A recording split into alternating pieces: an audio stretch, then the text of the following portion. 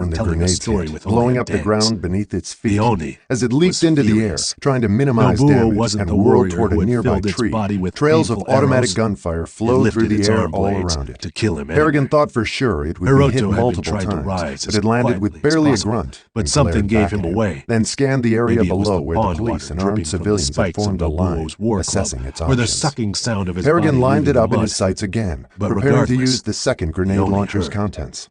It spun Automatic about, fire tore braids up the whipping, edges of the drawing roof, itself but up the Predator so that was it at an towered angle where overhead. the police and civilians He couldn't never see much of understood it from why the it didn't ground, strike as him their down fire at that tore up the moment, edges but of he the only roof and the paused, ceramic tiles just and for a thatch, heartbeat. doing the alien no Confused. harm. As if Hiroto were invisible.